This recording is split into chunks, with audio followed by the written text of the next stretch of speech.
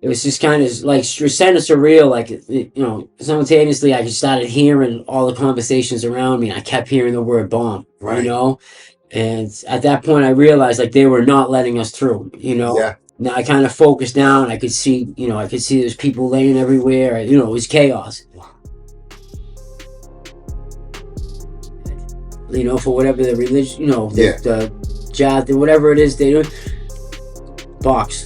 Really? They Spend sent their you to the whole. entire time in the box because they won't shave their head. That's insane, Yeah, I'm telling you, it's a different fucking world down there, man. bro. It is a different world. And how are the COs towards you? That's what I'm saying. Like they suck, man. They treated everyone like shit.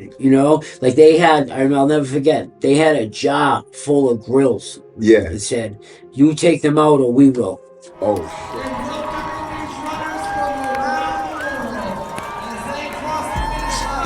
Of the 129th Boston Marathon. Been a long time coming. You want to thank you again. Thank you, right. Thank you, Massachusetts State Track Official Association for your hard work. For the athletes, the Boston Police, the volunteers, and most important, Here we the are. runners. Runners, this is your moment. Get those hands up! Oh, guys.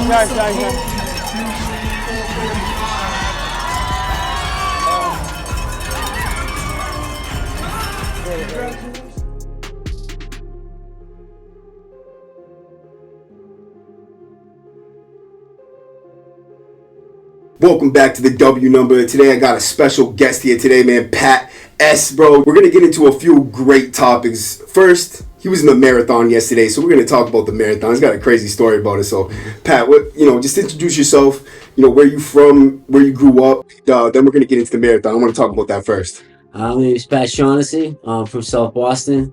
I grew up there all my life. I still live there now. I've been in and out of the correctional system since the age of 18. I'm 45.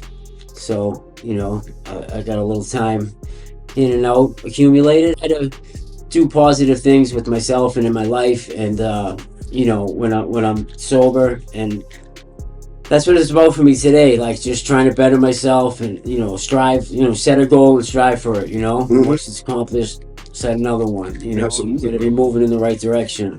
So how did you end up getting into the marathon? And I know you said you had run it twice, right? Yes.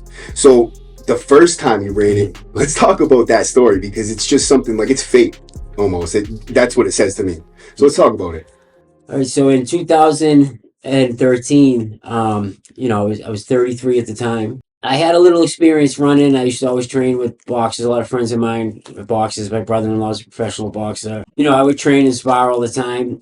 I was at that age where I knew I wasn't gonna start a boxing career at 33. So I was like looking for something, a bar to set, a goal to achieve. So, I was used to running 5-6 miles. So I said, let me see if I can do this marathon, because I know it's something to be said because, it takes a lot of time and dedication and, to be able to do it. So I had ran in Boston's the hardest because of the time of year it is. It's in April. So you have to train through it.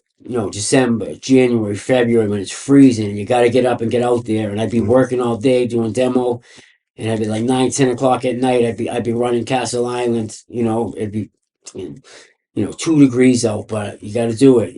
So I really had my heart set on finishing this marathon. So I had gotten a number, and I'll give you a little context. So I had just started dating at the time, the mother of my children. She didn't know my family yet, and my parents, my sister, my brother-in-law, they were all at a restaurant right by the finish line, like kind of next to Lord and Teal, across on the opposite corner.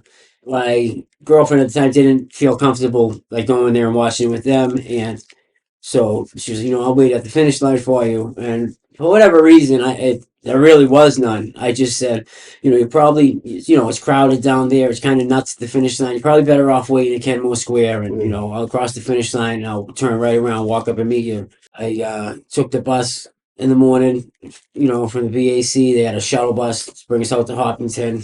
Get out there. You had like 3-4 hours to kill before it's time to run. So I think it was like 10:40 that year was the start time for the wave that I was running in. So boom, 10:40 comes, the gun goes off, the race starts. I had trained well for this one.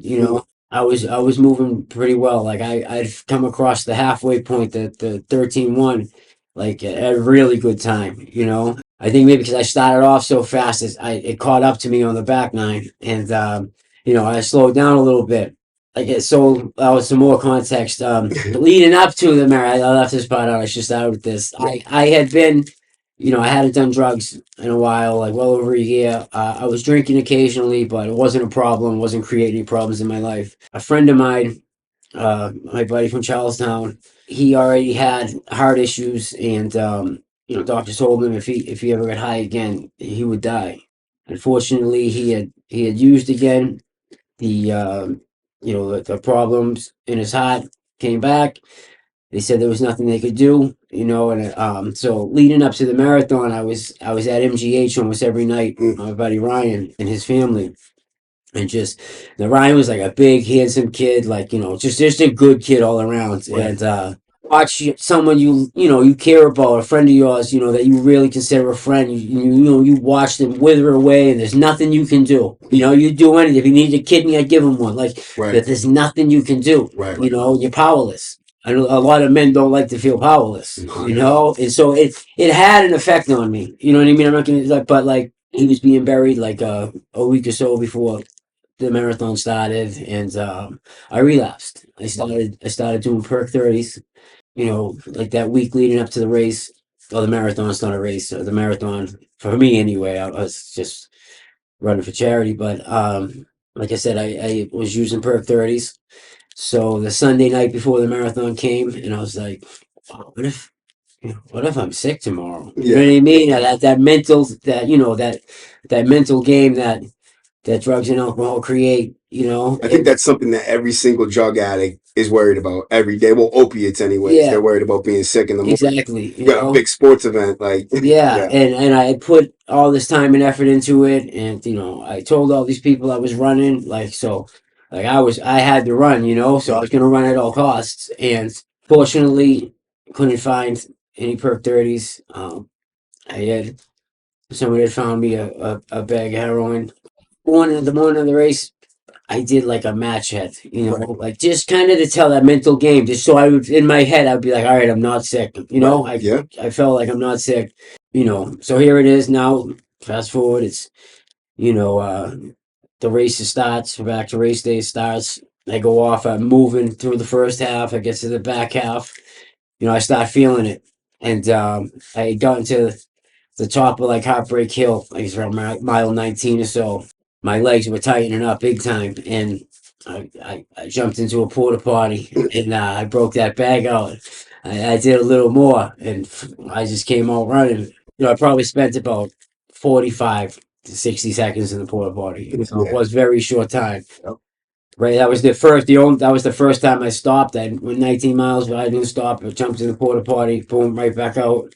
Swear it gets rolling like that last, because you're so close, but and it's you're coming through Newton, and then all of a sudden you can see the city, and that kind of gives you a second wind, and everything was going good as far as that, and here I come through Kenmore Square. I see my girlfriend at the time, and I pass.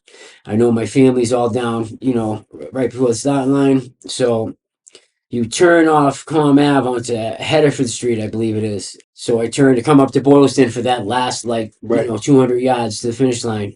Come up Hedderford, and as we're turning onto Boylston, all of a sudden I could see smoke, and the second bomb had just gone off. But I didn't know it was a bomb, and no one running, at least with me, nobody knew it was a bomb. And as we see the smoke, the cops kind of pulled their vehicles into the middle of the street so no one could get by, and then they pulled out the sawhorses, and they blocked off the street, and I was like one of the very first people that got stopped. So I'm like right up against the sawhorses, and I'm trying to figure out what's going on. Obviously something, but I'm thinking maybe it's a fire, you know what I mean? The last thing on my mind is that there's a terrorist attack, and then all of a sudden I get a text. I had my phone on me, and I get a text from my mother saying, "We're okay, we're okay." And I'm like, "Okay, but from what?" You know what I mean? It was just kind of like kind of surreal. Like simultaneously, I just started hearing all the conversations around me, and I kept hearing the word bomb. Right. And at that point, I realized like they were not letting us through. Yeah. Now I kind of focused down. I could see, I could see there's people laying everywhere. It was chaos. And at least I know my family was okay. Yeah. Now that I realized what was going on, I knew my family was okay, and they were together. My brother-in-law was there, my stepfather was there. Like, there was men with the women. So there's, I was more concerned to turn around to go back to meet my girl because she was alone, and so I meet her, and we're walking up Com Ave, and her father ended up coming picking us up. We went back to Medford. Like, I was really bummed out. Obviously, my first concern was for like all those, the people that were killed and all those people who were maimed and left legless. But there was a part of me, like, I was so upset that I didn't get to cross that finish line. You know what I mean? Like, I put in all that work. I was right there, right there, and I didn't cross. So they had automatically given us a number for the next year, 2014, and they had us come down some other place and pick up the medals. But like, I felt like it was fake. Like, you know what I mean? I wanted to finish, and so the following year, I had ended up going out to Chicago. I had actually, the addiction had kicked in after the marathon. I had a tough summer. Using. I had the opportunity to go to a halfway house in Chicago, so I took it. I went out there in August of 13. I didn't spend long in the program, but I ended up getting an apartment, right down the street from the program, and I ended up getting a good job out there. At the time, I was a personal trainer. I worked right on State Street. It'd be the equivalent of like working on Newberry or Boylston, at this gym called Export. And it's crazy. This gym's open 365 days a year, 24 hours a day. It never closes. I was doing well out there, but I didn't have any friends. I wasn't going to meetings or anything, so I'd gotten away from the few people I knew out there, and spending all my time at the gym because I really had nothing else to do. So I spent way more time than just the 40 hours I should have been spending there. Let me ask you a question about when you're training for the marathon. How long after you get out of prison did you start training for the marathon? So what had happened was in 2012 was actually the first time I started training, and I was going to go down and bandit run New York City. It's like, if you don't have a number, you just go down and take off behind like the last group of them. Right. So I had trained. So I had gotten deep into the training, and I ended up relapsing, and I was on probation at the time. I went back in on a violation. I sat for 6 or 9 months or something, and then when I got out, they let me out to New Hope, which is the TSS or the holding. Went to Weymouth. When I got there was some friends of mine there, and like we were all talking, and conversation led into like, to stay sober, like you need a goal, you need to set a goal, we need to be striving for something. So I was like, I won't run the Boston Marathon, and the couple of people that I was tight with there, Boston guys, 2 of them from Charlestown, and one of them was another salty guy, and they were all encouraging me, because a lot of times, like in that circle with people who were struggling with addiction, no one likes misery loves company. It's the truth, Like, people don't like to see other people succeed. Or they like to see you doing good, just not better than them. Right. Know what I mean? Like, that mentality. It was nice that the guys who say like be supportive instead of saying like, oh, you're not going to be able to do that. Right. So I appreciated that. I ended up leaving New Hope, and I was staying in Weymouth. This chick, and I stayed in touch with one of these kids, my buddy Ryan. Had went to the Hope House, and he was doing really well. He got thrown out for something really stupid. Right. It wasn't using drugs, and technically, it's always really stupid when you get thrown out of a sober house. Yeah, for not giving a dirty urine and getting thrown out, it's stupid. Yeah. Especially like you get when someone relapses. You know what I mean? Like they gotta go. Like, it's the nature of the beast. Yeah, but like for nonsense, it's like, come on. And he got really worried about getting locked up over it. He was on probation, and this is my buddy Ryan, the one who passed away. Yeah. I kind of lost touch with him for a little bit, and I continued to train and stuff. And then finally, he called me from MGH. I was shocked, like, he was like already kind of hopeless. Yeah. Like there wasn't much they could do for him. He Yeah. had already had a transplant, not a heart transplant, but they had put in like pig's valves in his heart. Yeah. Like, so he had already had open heart surgery, and they told him like, if you use again, we're not gonna be able to do anything. And he did, and unfortunately, like I said, there's nothing I could do about it. There's nothing anyone could do about it. I'll tell you, for someone facing that situation, man, he had a lot of grace. Pretty admirable, like the way it Yeah. went out. Like, you know what I mean? He didn't bitch and complain. He didn't, he just like, Took it like a G. yeah, Yeah. yeah, pretty much, exactly. How long did you end up training altogether before you actually ran though? Early October, I started like really training, like so it's October, November, December, January, February, March. It was about 6 months. Uh, some people don't start really till November, but like I had already had my heart set on it, because I first I was going to try to run New York in 12, and that didn't work out, to my own doing. You know what I mean? Like I was struggling with the drugs and alcohol. You were struggling with drugs and alcohol. How, what age were you when you first used drugs? What drug was it? Like most people, I think when I was 12, I tried, alcohol, but I never liked alcohol when I was a kid. Like I didn't have the stomach for it, and I thought, it took a lot of effort drinking all these beers Yeah. to get drunk. You know what I mean? So right away, I gravitated to the weed. At like 13, we started, and it wasn't daily at that time, but by 14, we're smoking every day. We're now we're doing pills. Just the natural progression. Right. And so I'll say this: by the time I was 18, I went to good schools, right? I went to college schools, St. Peter's. Then I went to CM. I was the first graduating class of there when they started the middle school. Then I went to CM for high school. By the time I was a sophomore, all this, the addiction was catching up to me. It was starting to create problems in my life, and I was asked to leave CM when I was a sophomore. Then I went to Copley High, Snowden, which is like down on Newbury Street. At the time, it was like the gym of the public school system. It was like an international school, Yeah. like it was on Newbury Street. I was fortunate enough to get in there, but I spent more time walking around the Copley Mall or Yeah. Boylston on Newbury Street than I did in class. And then at the time, a lot of white kids in my neighborhood started going back to Southie High because it had become like after busing and stuff, it had become predominantly like black and Right. Spanish, and a lot of the white kids were going back. So I was like, all my friends are going there. That's where I want to go. Then I transferred from Snowden to Southie High, and I just stopped going in my senior year. Right.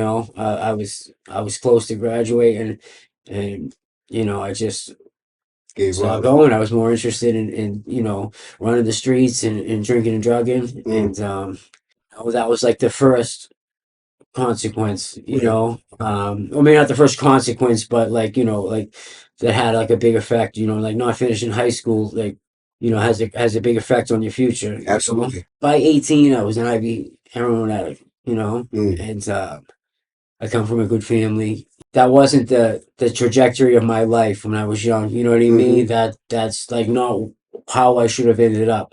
I ended up there, it was all to my own doing. Right. But like, in my family's eyes and stuff like that, like I was afforded a lot of opportunities. My friends weren't. My parents, my stepfather was a Boston police officer. My mother was a nurse, so like it was a stable home. Brothers and sisters. My parents divorced when I was 2. As crazy as this sounds, my father was also a Boston police officer. Really? Yeah, my father, was an alcoholic and drug addict himself. But back in those days, you could get away with it. He was a functional alcoholic and drug addict. Regardless, no matter what, this guy was up at 5 a.m. every morning like this. He went to work, but he couldn't manage money. He couldn't. He should have, had a big house and all the toys, but he always drove a shitbox around and was living in some apartment because he just, the drugs and alcohol was where all his money went. And you don't think about somebody growing up with like a police officer as a father, growing up with like a father as a drug addict as well. Yeah. But you live with a dynamic that not many people live with. So what was it like? Did your friends know your father got high? Yeah, like my father wasn't the only one. A lot of my friends, by this age of teenagers, like almost every one of my friends' dads smoked pot. You know what I mean? And everyone would steal weed from their dad, and like that's kind of where it started.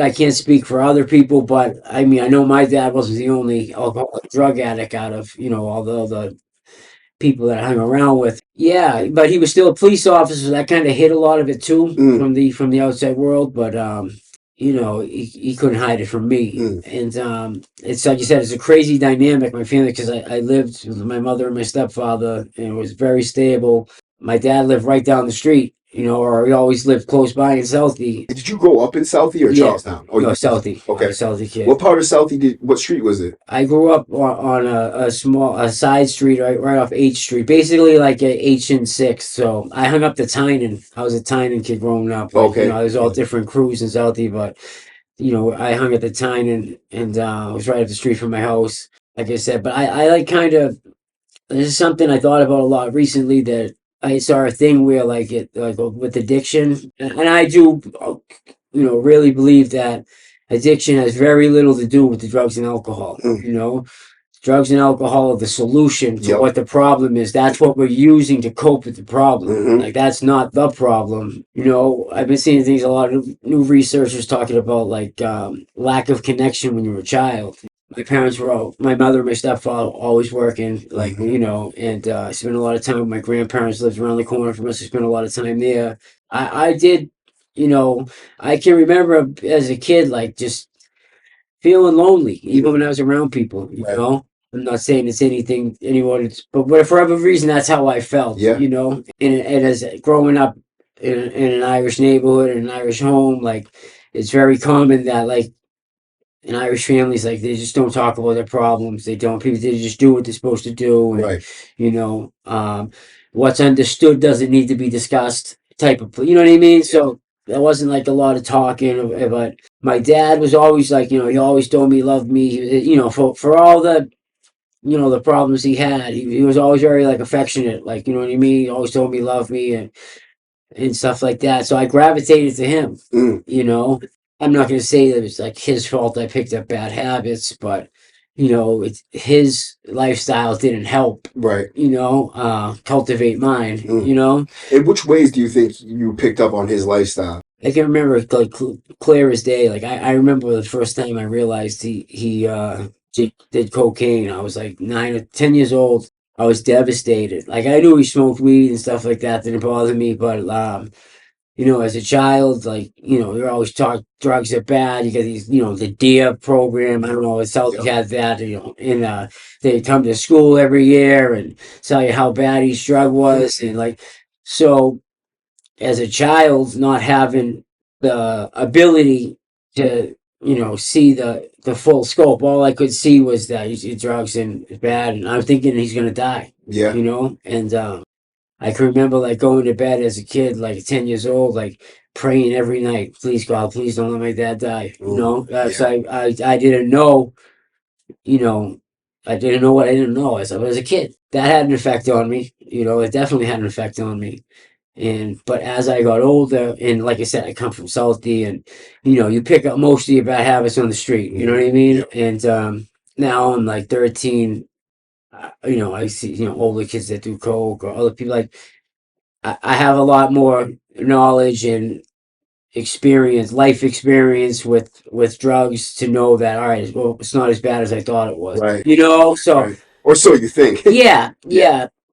So I wasn't like worried about him anymore. Now I was just, I was immersed in like my group of friends and run around the street and trying to keep up with the older kids and at the time, that time, like in the 90s in Southie, like there was just every corner there was a different group of kids. And what were these kids like? Were they did they, they act white like they did back in the day, or they act like, like kids now, like they all want to be rappers? Yeah, no, they acted white. They acted white. I'd say that the vast majority did. There was always like one or two that didn't, and yeah, that was kind of frowned upon. Yeah, You know, and I can't figure out a better way to say it than that was just frowned upon. yeah, And it would definitely draw unwanted attention to yourself. You know what I mean? yeah. And people they love to yell about like racism these days and stuff like that. But like back then,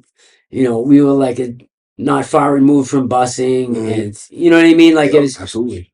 people, as kids, you're not politically aware of like, political dynamic and like what's going on. You just hear like whether in your household or on the street, like the busing like painted a bad picture of Southie, Okay, like yeah, yeah, yeah. like I don't get into the whole busing thing, but like nationally, it made Southie look bad. Yeah. But all it really was a bunch of parents and people like that didn't want their kids getting bussed out to black neighborhoods when they had a school right here. You know what I mean? And Yeah. then the black kids getting bussed in. Like it made no sense. You know Now, what I mean? the people that you grew up with, obviously, like maybe your fathers or your relatives, Yeah. whatever, did they go through busing?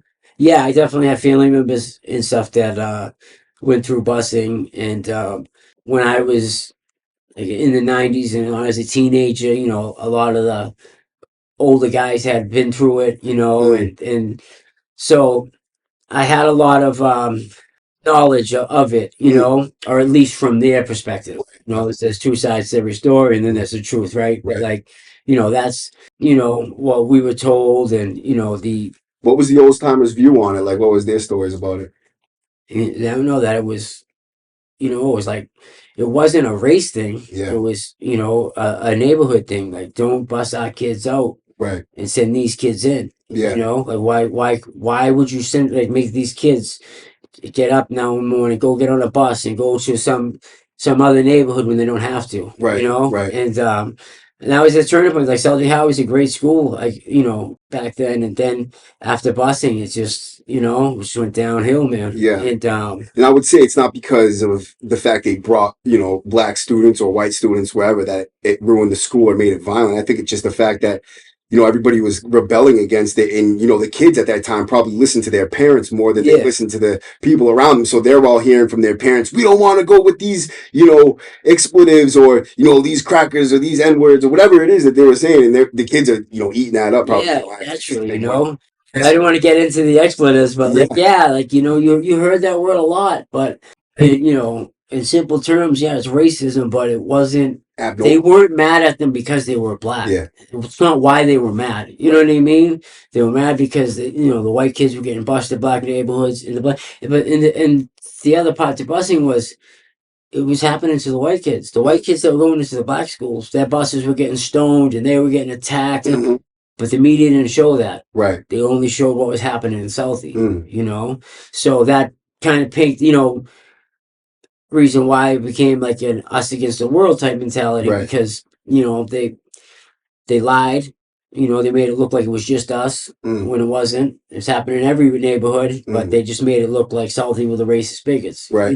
And they weren't, because I guess, like I said, obviously I didn't live through that, but, I know a lot of the history. And I know that, like, a big time. I don't know if it was David Duke. I don't think it was David Duke. I think it was before his time. But some, racist separatists, like from the South, like he wanted to come up to Southie and like lead a rally, and they told him to fucking beat it. Like, excuse my language. Yeah, no, you can. They told him to beat it. Like, that's not what it's about. Like, we're not mad because they're black, but we're mad because what's going on. Right. But. And then once you start physically, like actual violence starts occurring, then now it's just a totally different thing. Right. You know what I mean? And that's just agitators, man. Like, that's what exactly, y'all are doing. If you're not from here, you have no reason to come here unless you're trying to agitate or, propagandize your situation. We don't need that, bro. We're trying to fix to get a real solution and make sure these kids are safe. But let me ask you about, moving forward. When is the first time you get arrested, and what do you get arrested for? One advantage to having, the police officers in my life. When I was young and it was stupid stuff, I get grabbed and let go a lot. you know, because we weren't doing anything serious. It was usually probably just drinking, you know what I mean? But when I was 14, I remember I just came back from Ireland. I went to Ireland for 2 weeks with some family, and I came home, and I don't know if you're familiar, but back in those days, they had this like job program for the youth called Red Shirts, and it's like you cleaned up empty lots, and you know, and it was usually some older kid from like your neighborhood was the supervisor, and I came home and I had a full paycheck, you know what I mean, and so we were all drinking that weekend, and we were down Farragut Park in South Boston, which is down by the skating rink, and over by the bandstand, and we just get down there. And here comes like stadies from everywhere, you know, and everyone runs, and you know we all end up getting grabbed, and couldn't believe it, they arrested like 17 of us. Right, it was crazy. I remember like a friend of mine who's passed away. He was a my first friend. He lived around the corner from my buddy Pat Simpson, and he was supposed to be staying over my house, or my dad's with me that weekend. So we're down at the police station, and stadies are the worst. You know what I mean? And then so we're all lined up, and he's like, "All right, who's calling their parents first?" And so, all right, I will. So he gets up. He calls my dad. Yeah. So he's like, "Hey Pat, your dad's on the phone, right?" So my father's like, "What?" My dad come down, had to get us. So like when you were a minor, you just got released to your parents, you know. Right. So my dad came down and got us, you know. He wasn't mad, but he wasn't happy. He was just upset that the inconvenience of whatever he was doing on a Friday and Saturday night, he had to stop to come get us, Right. you know. That was the first time I actually got arrested. So I was 14. What year was that? It was 1994. 1994. Yeah. Different times. Did the cops? Was it like a smack in the hand, or? Yeah, I mean, I think it all got dismissed up in court, like it was a joke, you know. Yeah. The drinking in public, you know what I mean. Then I had like the first one that was kind of serious was, if I was 16, was on the St. Patrick's Day parade. There was a fight, and two kids like really got hurt. I got arrested, and another friend of mine got arrested, and we were both 16. So what part of the parade were you at? Broadway, or? we were right on Broadway. There's a side street, Emerson Street, which is right past Iron Broadway. Yep. Like you're on Broadway, it slides to the right, and that's where the Italian school is. Yep. Like that's where I grew up hanging. It happened right there on Emerson. You know, these kids got hurt.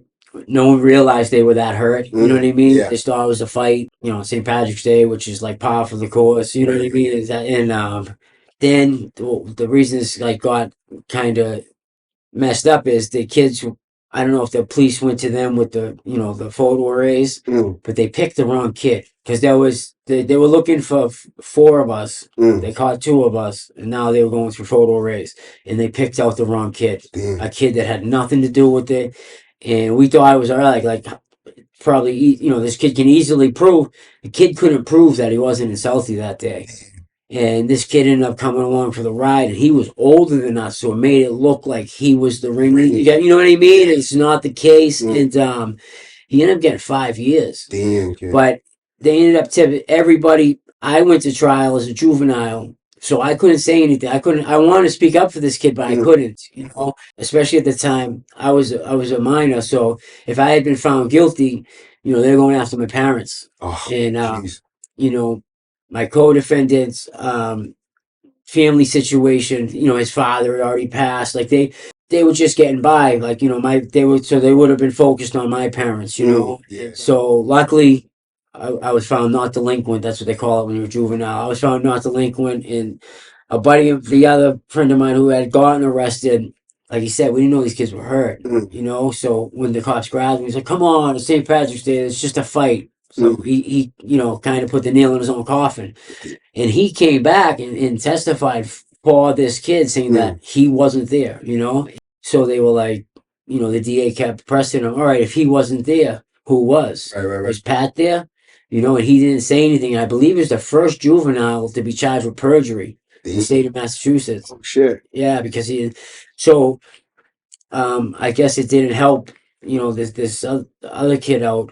And but like I said, he got 5 years, but I don't even think he was a year into it and got flipped because so many people came to say that like he didn't do it. But still, he had to go through that. Yeah. That's a year of his life. Mm-hmm. And I'm 5 years friends. for a fucking fight at St. Patty's Day is kind of wild. Yeah, well, you know, these kids. Got bruised Yeah, up. they got more than bruised up. You know, like broken orbital bones Yeah. and stuff like that. But something you can't tell at the time. Like Right. you know, you just think you lumped them up. And I'm actually friends with this kid now. He's ended up, you know, he's another guy that's been in and out. But that was his first time. So like in hindsight, it's like, you know, did that have an adverse effect on his life, which got him into that lifestyle that, you know, he ended up being stuck in, going in and out. Mm. Who knows, you know? But like these are the things you don't think about when you're using drugs and alcohol. Like, you know, there's always a ripple effect, Yep. you know, and that was the first time I saw that, you know, like they're in like I said, I was powerless. I would have spoke up too, but I was like I couldn't say I was there. My you know, my parents, you know, I just had to say nothing. Right. You know, I didn't hurt them, but I didn't help them. That's what you're supposed to do anyway. But Yeah, like, absolutely. unless you're trying to help a guy out, that like, Yeah. you know what I'm saying? Yeah. Like, you know, when you're saying like he wasn't there, like, you know, How does that change how do you, like, you get arrested, you kind of cross that invisible line now, you know what I mean? It's something typical, like, you know, kind of serious, whatever. Does it make you feel like, you know, you care less about the law, or now you're kind of paying attention to it? You know what I mean? What does it do for you? well, I always had a better perspective and understanding of the law and how it works and what the laws were and how the police react to these. You know, I grew up around two cops, Yep. you know, and my father used to like tell me like, oh, you know, the best time to do this is then, and if you're gonna rob a bank, do it like, not that I was robbing banks at that age, but like he was saying like, do it at this time because you know they're busy switching shifts, Right. you know what I mean. So I had a lot of knowledge that the average person probably didn't have. You know, I don't know if that made me a little arrogant. The fact where like I wasn't as concerned because you know, when you're a kid, you know, you kids are stupid to begin with. Yeah, you know what I mean? Especially absolutely. teenagers, especially when you're running the street, you think you know it all, Yep. you know, and you don't. And but like having, you know, thinking like, you know, well, all right, my dad can get me out of trouble or this and that. You know what I mean? It's just Dad ever get you out of trouble? for minor stuff. I think that like the biggest thing that I might have got help when I was like, you know, not, you know, larceny cases on, like it wasn't anything serious, you know what I mean. But it came a time, and I remember my father telling me, you better cut the shit because times are changing. Yeah. Like he was talking about how the police force was changing and they were, you know, implementing new protocols and this and that. And he was like, things sound like they used to be. I'm telling you, you better stop. And, you know, because they're not going to be calling me to come pick you up anymore. Right, you know? right. And the first time I realized that was when this happened when I was 16, because when I first come in the police station, I remember the cops being like, it's 4 o'clock, it's the first kid all day. You're going to be the first person being arrested all day and bring him full, get him out of here. And then I was like, oh, that's Eddie's kid, get him the fuck out of here. Right. But this guy's like, no, this is my call. Or like, blah, blah. He didn't care that he's arrested another cop's kid. Right. Like, that was like, you know, a code of ethics amongst cops where like, you're not going to hurt another cop. Like, you know, for minor stuff. Like, you know, and like, you're not going to arrest another cop's kid or nephew or stuff like that. Yeah. Over thing. And that's exactly what my dad was talking about. It was a new breed of like cops coming in. Yeah. Well, like, you know what I mean? Well, like super cops. You know what I mean? They're all like super cops. And, that's exactly what he was talking about. And, you know, I think my next arrest was a stolen car. Maybe I was 17. I know that back then I think you were considered an adult at 17. And then, you know, it just went on from there. You know, most of the stuff was all like drug related, you know, like larceny cases. You know, I used to boost, and you know, you can only do that so much. It's just like you said, it comes with the territory. Like, you're gonna get caught eventually. You know what I mean? And you get away with it so much.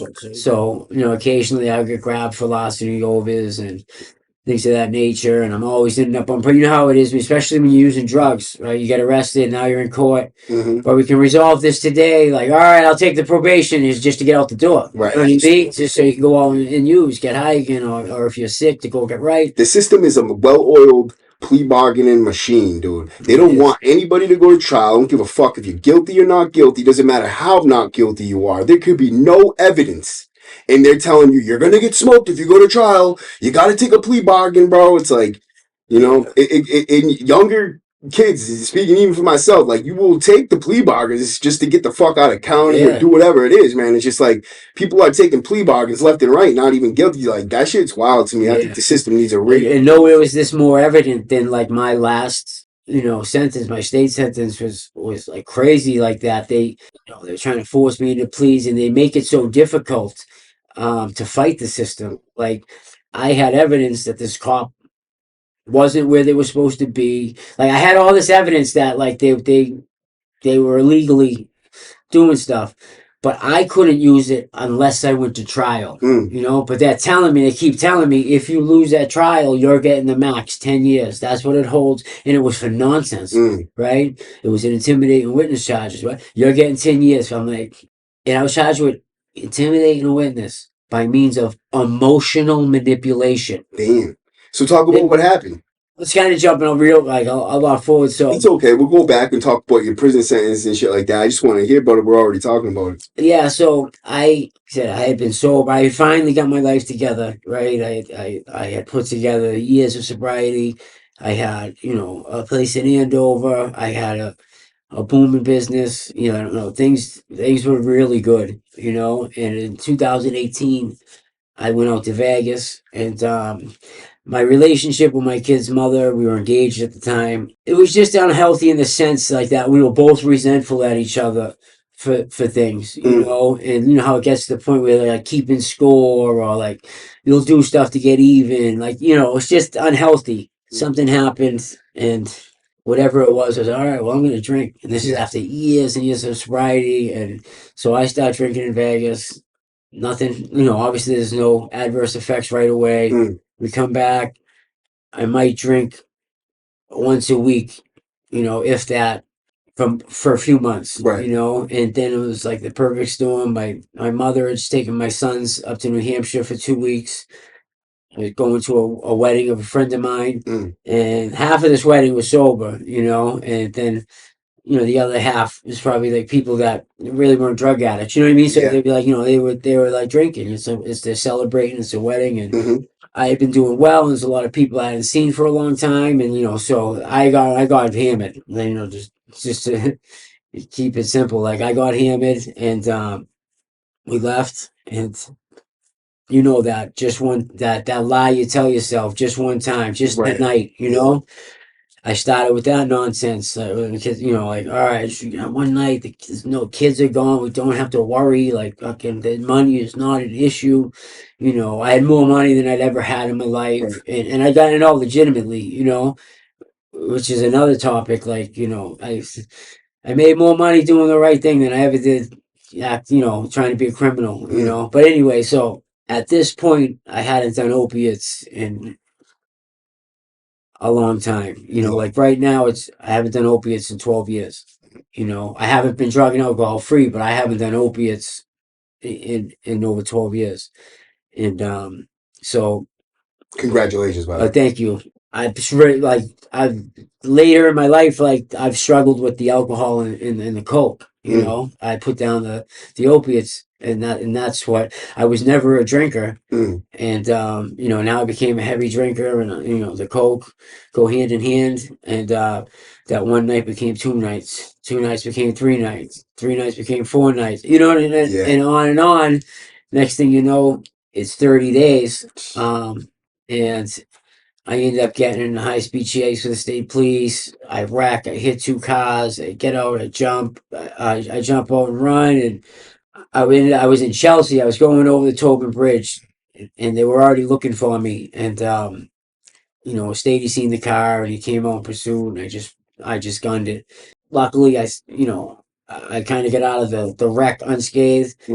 I started running. I didn't know where I was. I was in Chelsea, but I don't know. I'm not familiar with Chelsea, so I see a project. I run down there.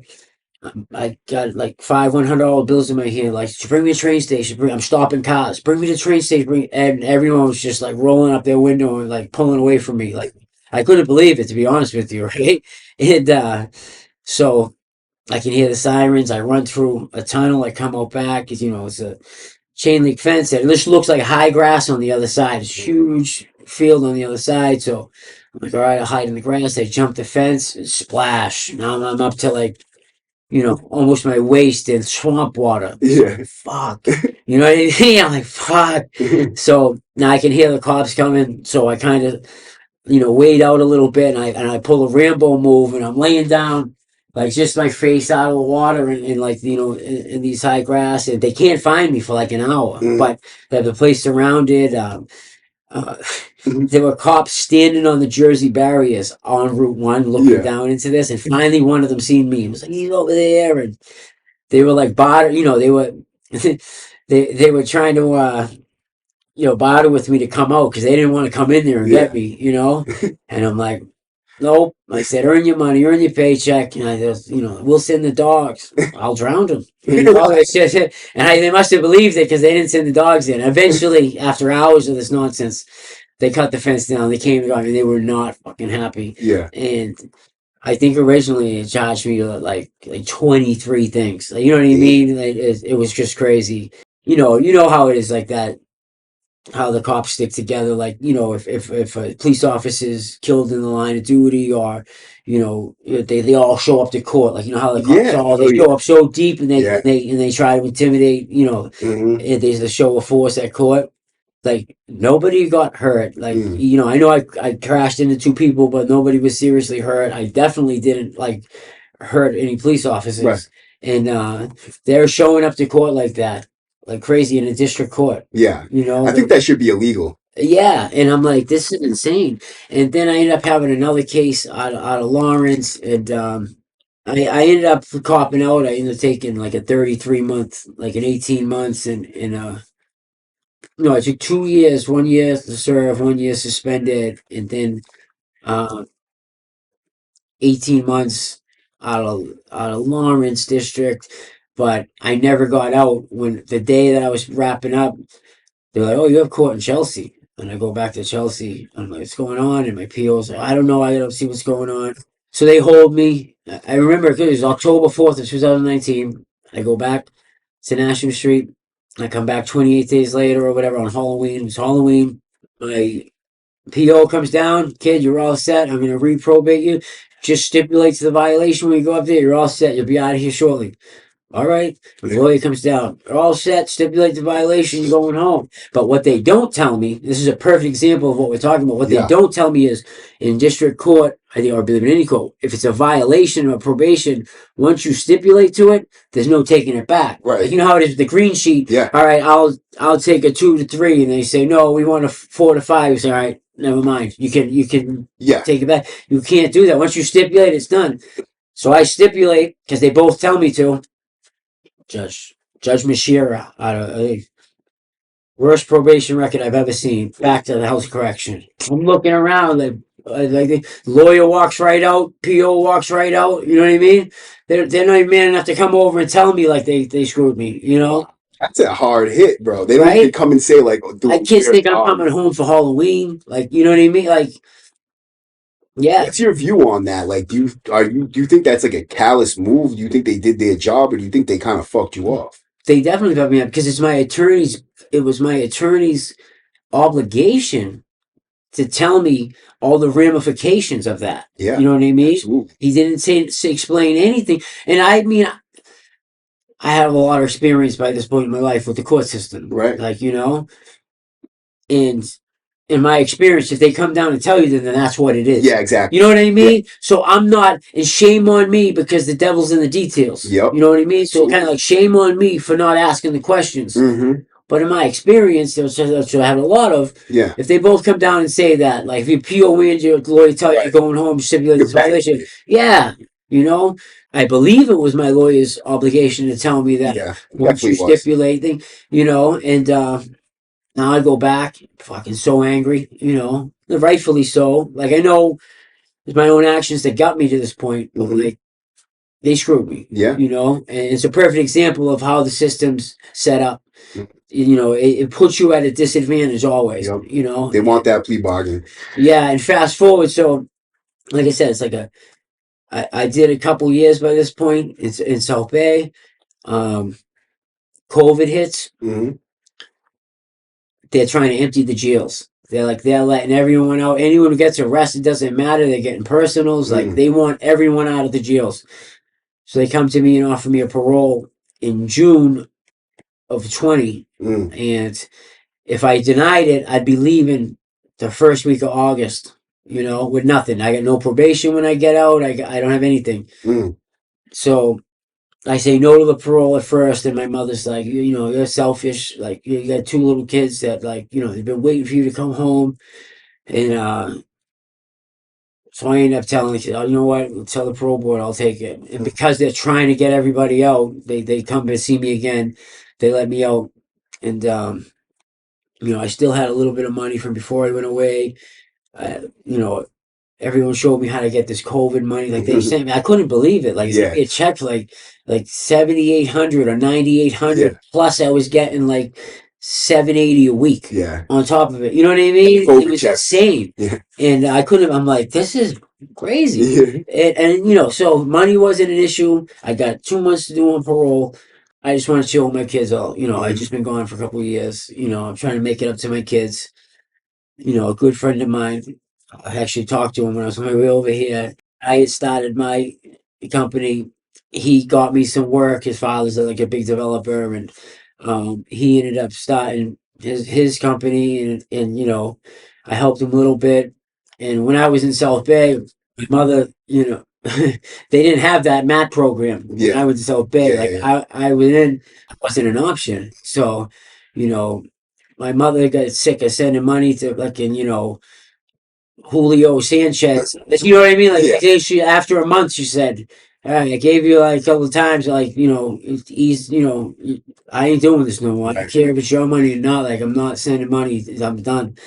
So my buddy, Tony, was, he would send money if I like, I really need you to send money here, or he would do it. And he's the one who picked me up when I got out on parole. He picked me up the next day. He come back, got me with his jet skis. We put him in down over by the gas tanks there in Dorchester, buzzing around on the jet skis all day. I think it might have been that day he asked me, like, I got a couple jobs going on. Like, I could really use your help, to run one of them. And I didn't want to do it at first. I'm like, I don't really need the money. I just, but he's like, I really, I'm really in a jam. So, he had just been good to me. Of course, And what year was this that you talked? This was in 20. And this is June of 20. And how many bids did you do before this right now? Oh God. So my first real sentence was a state sentence in Florida.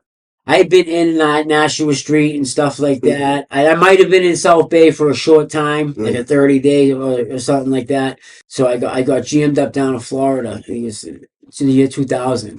And like I said, my addiction played a part and was like the catalyst of all this. Everything was always behind addiction. Right, You know what I mean? And I went to a program in Florida. I got thrown out like within 2 weeks the first time. This when I was like 18. I go back the next year when I'm 19. Like 19, gonna be turning 20. I actually do well for a while. I go through the program. I get I start renting a house. I was back in school at FAU, Florida Atlantic. I'm sorry, Palm Beach Community College. They're on the same campus, but if you do well in Palm Beach Community College, you automatically get an FAU. So I started off. My girlfriend was going to FAU. I was in Palm Beach Community. Like, things were good. I was doing the right thing. Right. I relapsed.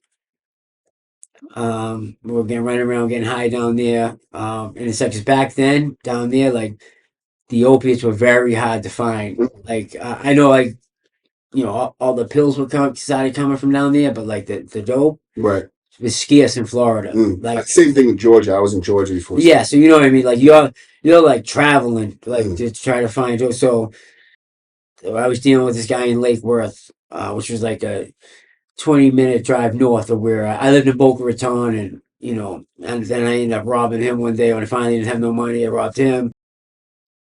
And I got all this money. I got nowhere to cop. So I ended up saying, said, just take me to, the girl said, just take us to Miami. I used to hear about Opelika, like northern Miami, which was like bad.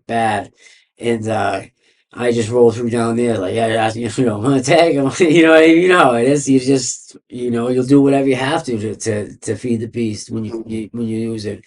and I found it. And then I started dealing with dudes down in Miami, which was now like a 25-minute south of where I was. And, eventually everything came crashing in. The kid was up. The girl's parents found out we were using, and her parents were very wealthy. Right. This is Boca Raton we're talking about. It's just like, one of the wealthier areas on the East Coast. So like they weren't having it, and they were threatening to like make my life miserable. So I came back to Boston, and you know didn't miss a beat. Was back running around getting high here, and things were. I had taken another arrest. Not serious. I think I got a possession case. I bailed out. Didn't go to court. Right. Now I got the warrant. It's just a matter of time. So eventually the girl from Florida starts reaching. It's been like 5 months has gone by. She starts reaching out. So I end up back down there. I'll skip the story, but I end up back in Florida, and this time it's miserable. I go back down originally to the halfway house I had already went through. The halfway houses down there are different. They don't like appear. They're like apartment buildings, Right. and you just share an apartment with two other guys. Like it's totally different than what you think of programs up here, or at the time anyway. It was. My buddy's like, "Can you pass the urine?" I'm like, "No." It's like, "Listen, I'll let you in, but you're on your own after that. Like, I can't. Like, I can say you passed this one, but I can't do anything. The next guy gives you one." Right. I said, "All right, I'll get clean. I'm in the process of clean. Just get me in, so I have a place to stay." And got thrown out. Went to another place. Lasted, same thing, 2 weeks maybe. Got thrown out. On top of trying to, feed the habit, I got to get hotels or motels down there. Like back then it was like $30 a night, $35 a night. But still the process of every night having to make sure I had a place to go. And I had been home in Boston. I'd gotten in a car accident. Well, now it's been a while. I'm down there.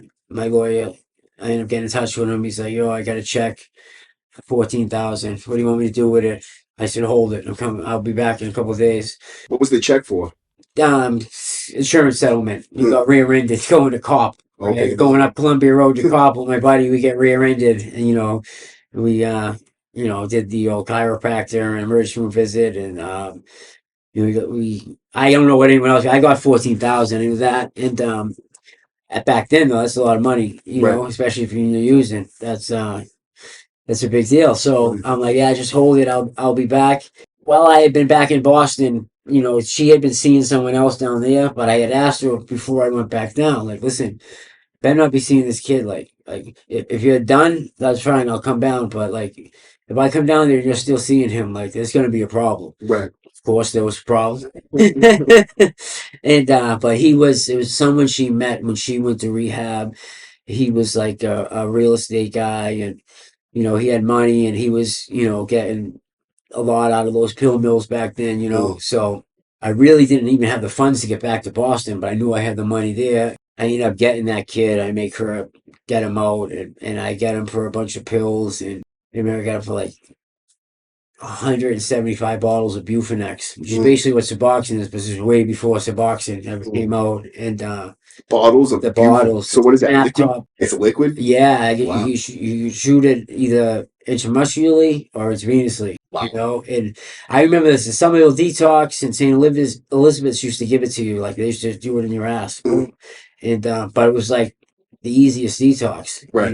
Yeah. And so I figured I could make some money with that up here because people were always looking to buy methadone on the street to try to kick on their own. Right, right. Like, this will get me something. Plus, I got them from OCs and Vicodins and whatever else. So, and telling him like, "Bring me to the train station." I got him for a little bit of cash, and I'm going back to Boston. She said, "What do you mean you're going back to Boston?" I said, "Exactly what I said. I told you if I came down here and you were messing with this kid, it'd be a problem."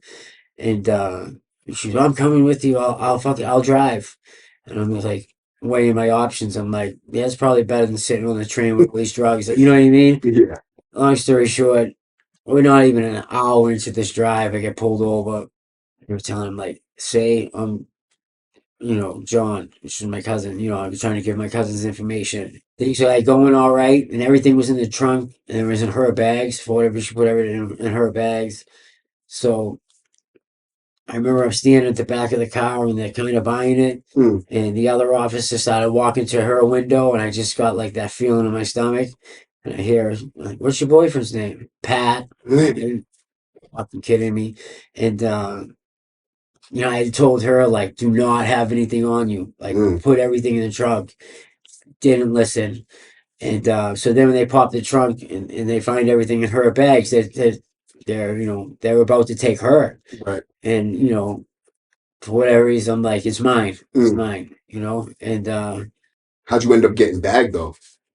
they said it was failure to maintain a single lane. It was nonsense. Florida has more cops than anywhere I've seen. They have highway patrol. They have the town sheriff. Sheriffs down there work the jails and the streets.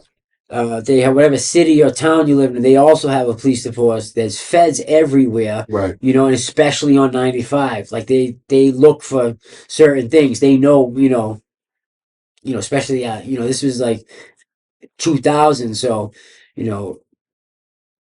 they were hip to like all the drug roads and all that stuff. Not that I was doing anything like that, but I just got some kid with enough shit, to get me home and make a few dollars when I get back. It wasn't anything major. And What'd they charge you with?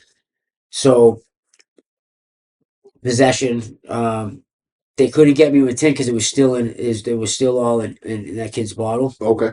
So they couldn't get me with intent for anything. So they just charged me with possession and everything. And it was strange because all that I was worried about the Bufenex, all the and it wasn't a narcotic at the time. It was just a controlled substance, which is a difference when it comes to sentencing, Yeah. And like Florida don't play around, man. Right. So I'm thinking I'm gonna get a bail out of the police station, like you know what I mean.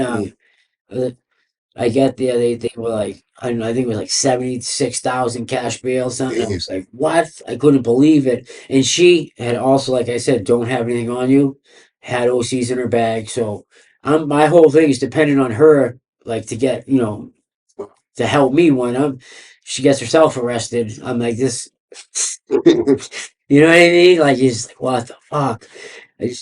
So we're both sitting in the police station or the jail. They take you straight to the jail down there, and I'm like, "What the fuck is wrong with you?" You know what I mean? I'm like, you did this on purpose. Like, you couldn't want. You decided to tell them who I was because you could have just told me you want to come. I would have fucking got out, took a bus, train. No, that's not what happened. Whatever. So no, I swear, I'm like, I took this depending on you to like be my lifeline down here. What am I going to do now? She obviously, her parents can bail her right out. Her bail wasn't as hefty as mine. She just had a couple loose OCs in her bag. So, I mean, I think it was like 5,000 or something. They bail her out. I remember, I'm like, been in like a week. All of a sudden, I get 2 letters from her. All this. She's in rehab again. Like one of the real ritzy ones down there, and all that happy. Oh, I'm gonna wait for you. When I get out of here, I'm gonna help you. This and that. So like, it made me feel a little bit better. But like my intuition was telling me, she's not gonna do any of this stuff. You're on your own. Right. Like 2 days later, same thing. I get 2 letters at the same time. All that same happy horse shit. I'm gonna wait. I'm gonna do this. I'm gonna do that. Never hear from her again after the second set of letters, and that's what I had expected. So I remember I looked around when I was down there, and like this black guy who I knew was like a OG of that area, like you know what I mean. So I remember his name and everything to this day. And I'm like, Bobby, I'm like, listen, I'm from Boston. I don't know anyone down here. I said wasn't even the part of Florida I was staying in. I was in Fort Pierce, okay, which is St. Lucie County, but like the jail's in Fort Pierce, which is like second to Miami at the time, with like murder and all that other stuff. So it wasn't a good place. The only white guys in the unit, man. And I asked this guy, like, who's the best drug attorney down here? And he was like, Bob Stone. He was our DA. He got in trouble for something, and now he's a defense attorney. He's like, that's who you got.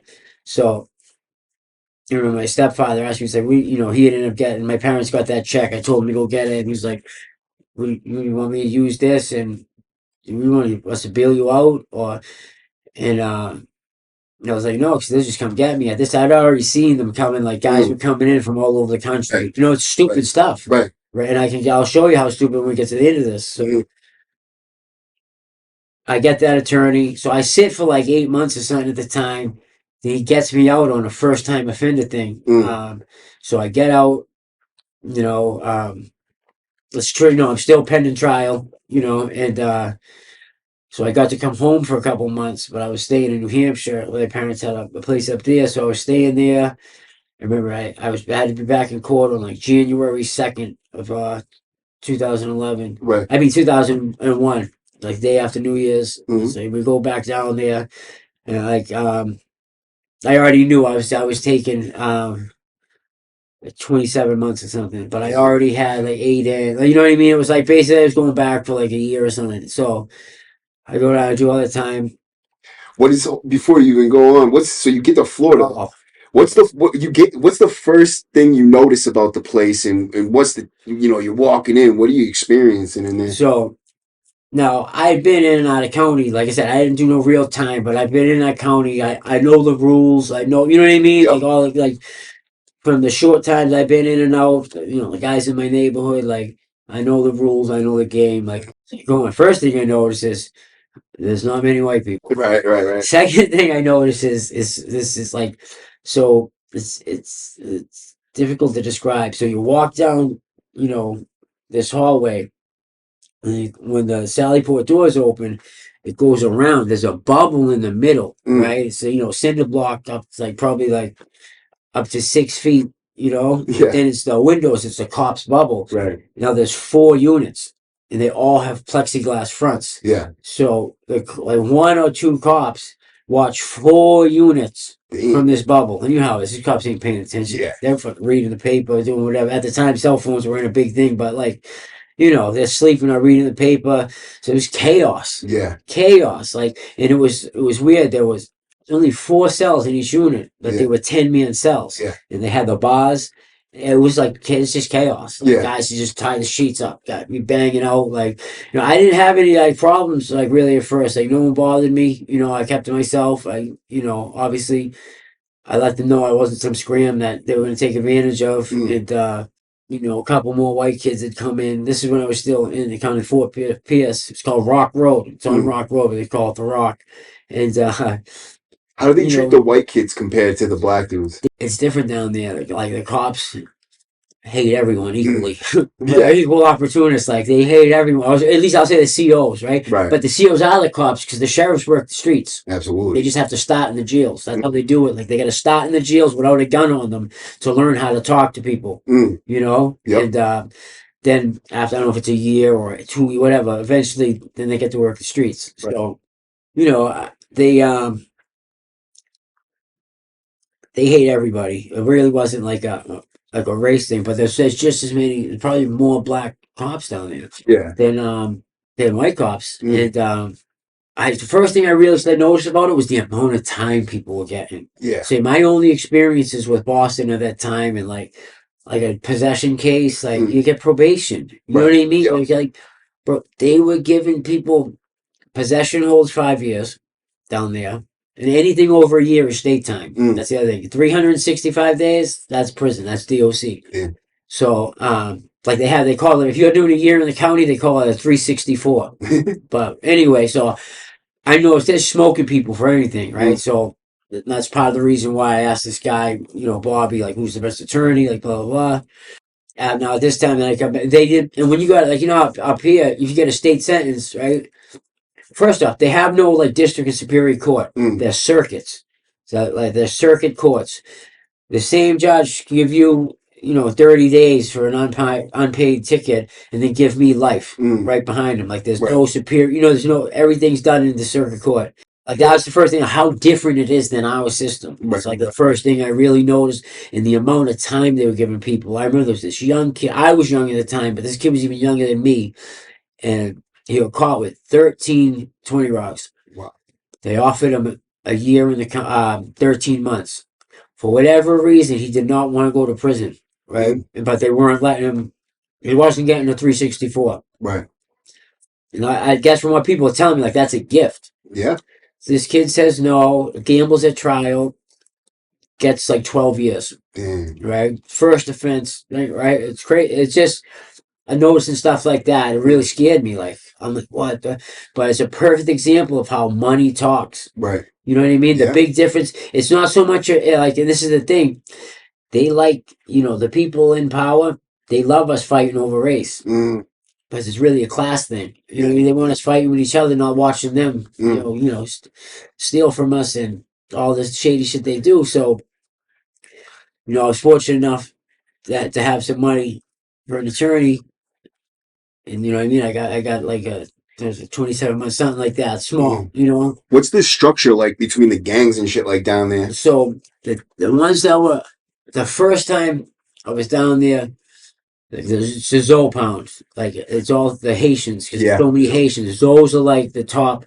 At the time, there really was only, because I was just down there again. So the 24-year, there was a big difference in the place in the 24-year absence I'd have. But so the first time, like, it was really like the Zoes were the black, it's like regular black dudes who hang by like their area code, like 561s, like West Palm Beach, 305s, Miami, like they hang with that, like, or their Zoe, earlier Zoe. Yeah. And then, like, basically there weren't like a lot of white gangs at the time. They were like fake AB stuff, Pop babies and shit. Yeah, like, did they have any of the Unforgiven guys down there? Yes. Yeah.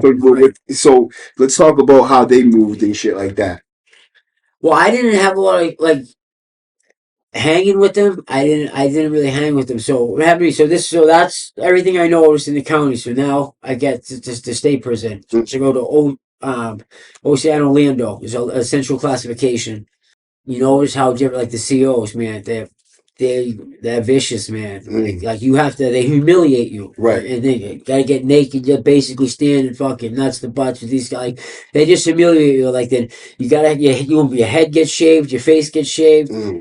When you finally get to a camp, if they can like scratch your face with an ID, boom, they're like, you'll miss child. They don't go back and shave. What? It's not like you can cut, bro. It's crazy. Or it was down there like it was crazy. So the COs will come up to you and take an ID and scratch your face? Like if you have stubble, but they'll still touch your face with something? Like, it's crazy. That's wild, bro. I feel like I'd smack them or something. Yeah, and that's how, like, thankfully at the time I hadn't done a lot of time, but like the experience with the system I have now, like how the way we are up here, like if it was the first time that's exactly what would have happened, but it would have got me nowhere because they don't care. They send you to there's Haitians that won't shave their head, for whatever the religion, the job, whatever it is they do. Box. They send you to the entire time in the box because they won't shave their head. That's insane. Yeah, I'm telling you, this is a different fucking world down there, man. Bro. It is a different world. And how are the COs towards you? That's what I'm saying. Like, they suck, man. They treated everyone like shit, Like, they had, I'll never forget, they had a jar full of grills. Yeah. It said, you take them out or we will. Oh, shit. Yeah, and, like, you got to sit there in a pair of boxes. Like, it was like, you'd feel like you're in the military. Like, when you first go in, like, sitting there in the whites, you're just moving down the line, shave your head, shave your face. It's insane, man. It was crazy, man. It really was. So, what is your craziest experience? I mean, that prison down in Florida. So, I'm in OCI. Canteen is out in the yard, right? Your ID is how you get canteen. Right. Like, usually like a credit card down there. So, dudes who didn't have money would, like, when they let us out to yard, would fly to the canteen and then they sell their spot in line because, like, you might not even get to the window. Yeah, it might be over before you get to the window. For real? Like, yeah, it's so fucked up. And, like, dudes, you usually at the time you could buy like big bags of tobacco. Yeah. And, like, dudes would roll the whole thing for like 10 rollies. It was just crazy. So I remember being in line. Like, the first crazy thing I seen, I remember being in line in canteen. And I remember it was like a hot day. Yeah. Pouring sweat. Some guy walked by me and kind of like brushed me. Like, not like bumped me, but like just like kind of brushed. Yeah. And so it got my attention, So I turned and watched him, but he just kept going. I could tell, like, what's up. On a mission. What's up, right? So I'm watching. It just comes up. It was a piece of pole from the fence, like, the chain link fence, the end of the pole. It was a piece of pole. I don't know how he got it. Boom, killed some kid. Boom, Damn. right over the back of the head. Bang, kid just dropped. He ended up dead. One shot done. One shot killed him. Yeah. And so how did that affect you mentally? look both ways when I was in canteen line. You know what I mean? Yeah. It's just like, you know how it is in there. You don't want to, like, as a kid, young kid, kind of like, that's scary. Yeah. But you can't show definitely. that. I'm not going to act like I'm scared. You can't act like you're scared, or I'll be the next guy getting hit with a pipe. Right, You know what I mean? So, like, even if you're not, like, now, like, I would say, like, guys like us now are immune to that shit. Mhm. You know? Mhm. It's just like, Have you ever been in there and you notice like those guys that, you know, they're kind of like them individuals that have like that no fear? And yeah, I've been around a few people where, like, you know their reputation, Mhm. like, like, they're not afraid of violence. The guys that I've ever met are usually, you hear of them before you get there. You know what I'm saying? Like, most of them are the nicest guys. Exactly. You know what I mean? Exactly. Most of them are the nicest guys, as long as you don't cross them. You Mhm. know. But there's always that one or two who are like, you're talking about, like, Mhm. always looking for an angle. Yeah. They're looking for the chink in your armor. Yep. You know what I mean? Yep. They're breaking you down. Like, all right, what's his weakness? What Right. can I get? Does he do drugs? Can I get him? It's Yep. all, you know what it is. Yep. But Yep. it's Yep. just, Nonstop manipulation. yeah, That's what it is. and like I said, I ended up going from there to, they call it Jitterbug Camp, Bravad. So anyone like 24 years or younger who goes, these places are the worst though. You know what I mean? Yeah. It's just a bunch of wild ass kids that got, like, I remember at the time, you probably wouldn't remember it now, but there's this kid, Nathaniel Brazil. He was like 13 years old. He shot his teacher in the face on the last day of school on camera. What? And he ended up getting like 170 years, like crazy. You know what I mean? I remember being in Brevard with him, and this kid was like 15. And even though it's a jitterbug kid, it's still a state prison. Right. Like, yeah. It was like, what? Like, these people. So jitterbugs, that's like That's what they say. for young kids. Yeah, jit. jit. Yeah. So yeah. and explain what a jit is. Like, what do you have to be a jit? I say young kid. Yeah. You know what I mean? It's just a young kid. That gets arrested and goes to jail, right? Like yeah, but they call anyone a jit. Anyone young, they'll call it jit. Okay. Like, even like the black dudes, white, like, more of the black dudes, like, when they talk, they'd be like, this jit, or like, but it just means you're young, right? You know. But in jail, they call those camps like jitterbug camps. And so, do they have shot callers in these camps? Like, is there like the big gangs with like the top dog, and then you got to go through them to do anything? Not like that, bro. It wasn't like that where, like, one guy had a stranglehold on anything. It was more or less kind of like to the county. Everyone was hanging with that county. Okay. And, like, I kind of found a group of dudes that were like me. They're from all over the country that you get jammed up down there. I remember there was a kid from Springfield, New York. A lot of New Yorkers and New Jerseys go down to, like, southern Florida on the East Coast. And, there's a couple of dudes from New York with me. I really didn't have no problems there. I really just kind of slid through. Is it harder on white dudes than it is on black dudes there? I heard it's kind of like racist. Like, they really don't like white guys down there. It can be. It depends. They have a different freeze. Coming from around up here. Like, I seen a podcast the other day that was saying, there's different type of white dudes in Boston. Like, it's true. I've been around, not to get all over the place, but I've been all over this country. I've lived in a lot of different places. I got locked up in Chicago, New Hampshire. We'll talk about that next. Yeah, you know what I'm saying? Like, I've been around, so like, I have kind of a broad, understanding of, like, how it is in other places compared to here. And like, they just instantly assume like you're afraid of them because they're black, or, like, you know what I mean? Like, it's, and until they finally, but there's always some that aren't. You always meet some that aren't racist, and they're cool, but there are always those guys too. They just instantly, just because you're white, they just naturally assume you're soft. But that tells you that the dudes aren't putting in work down there. Like, not that I am this big crazy guy putting in work, but like, overall, like, they, like, I haven't done Fed time, but like, obviously I know about, the Boston car, and like, their respect all over the system, like, because the guys before them and these guys have all, paved the way for that. Hell yeah. It just shows me that they haven't done that down there. You know what I mean? But I will say, like, it's a glaring difference in the amount, like the ratio to white to black. Like, it's definitely way more black dudes than white dudes locked up down there. Mm. And What was the type of crimes that you typically seen? Was it like drugs or violence? a lot of it drugs, yeah, violence. Bro, there's, I'll tell you what, Florida, weirdest place, fucking, but there's the weirdos down there. They're like, that's like the weirdo capital of America. Like, you know what I mean? It's just like, that's why they have that radio show. Remember, Florida Not Like the Rest of Us? yes, on exactly. AAF. It's just like Florida really is. It's like it's crazy. It's weird. like it's a fucked up place, man. It's just so different than if all you know is up here. Right. And I remember all these people always talking about, I'm getting out of Boston. I'm going to Florida. I'm like, you have no fucking clue. This is 100 times better than down there as far as when you get in trouble. Right. If you're going to go down there and never get in trouble again, all right, great.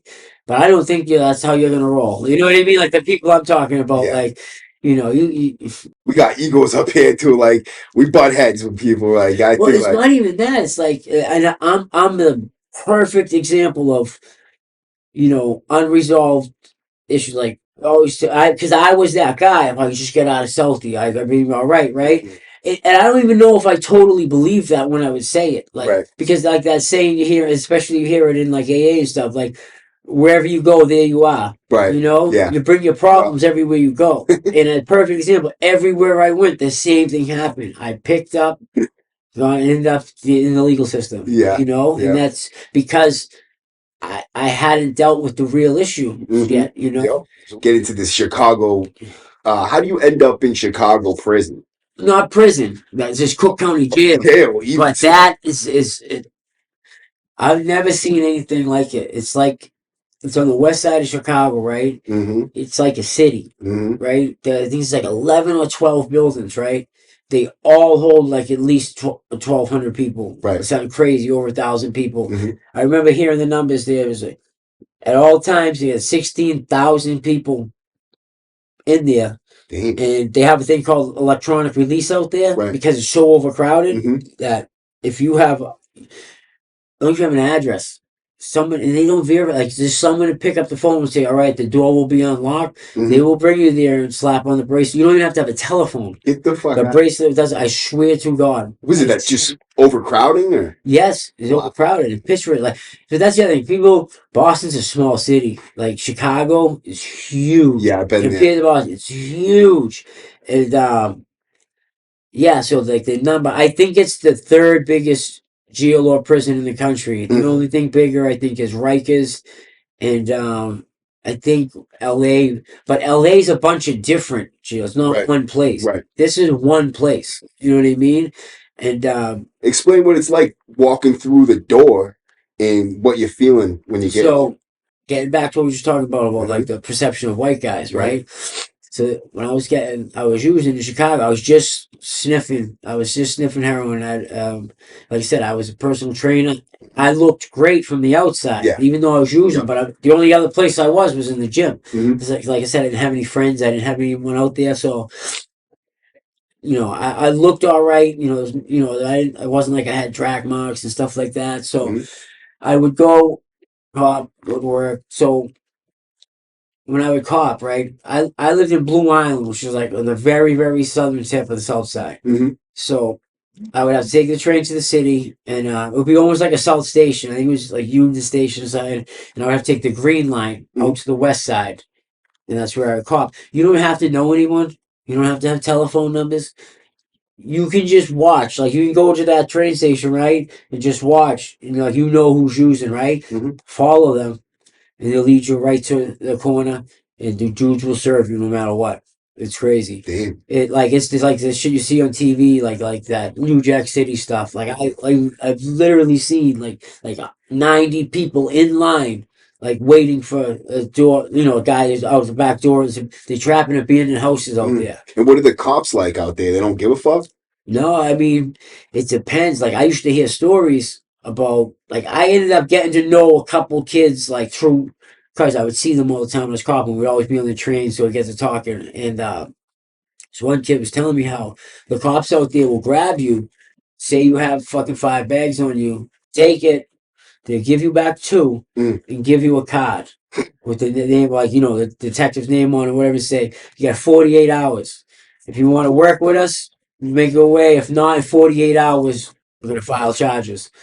So, I mean, like They're you fishing said, for rats. exactly, but That's they're getting ghetto. them, like, you know, they're getting them.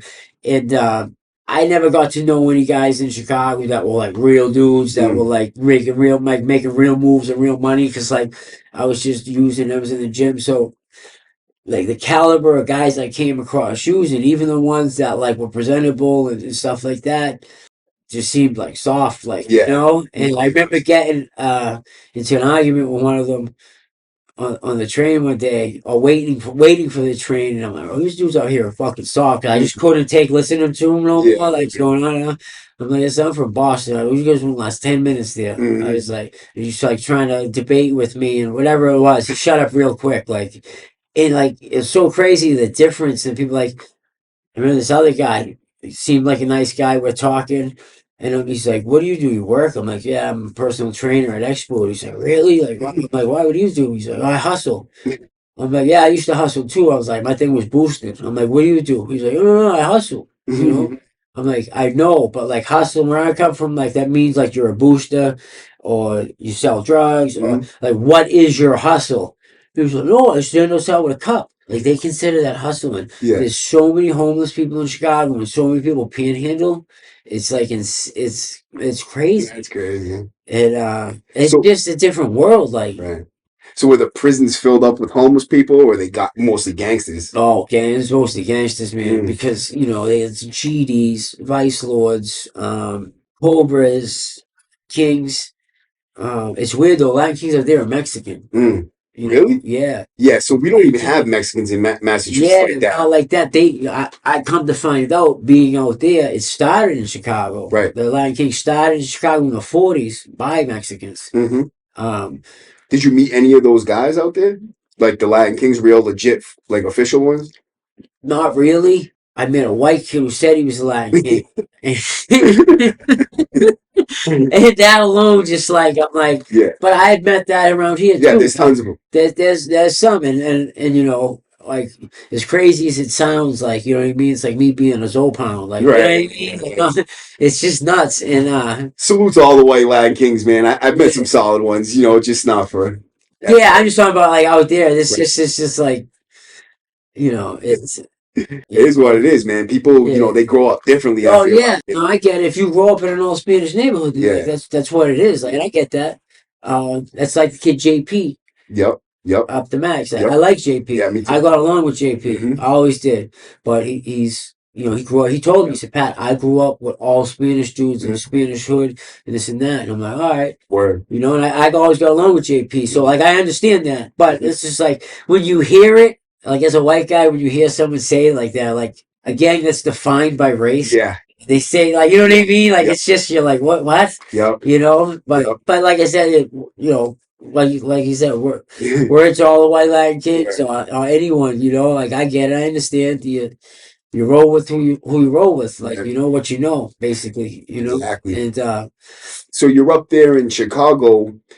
You're around basically that's the original GDs, the original Kings, and I vice think the lords, original Vice Lords, yeah, right? So do you see all these different gangs inside the county? yeah. They try to separate them, you know. How does it look inside there, and like how do they separate them? Well, so I didn't spend long in Cook County Jail. Okay. Probably only there for a couple of weeks. Okay. I ended up getting out on that electronic release Mhm. because I had a place to go, Right. and I was only there for possession charge. Good shit. But I spent a little bit of time in there and obviously having, by this time in my life, this was 2013.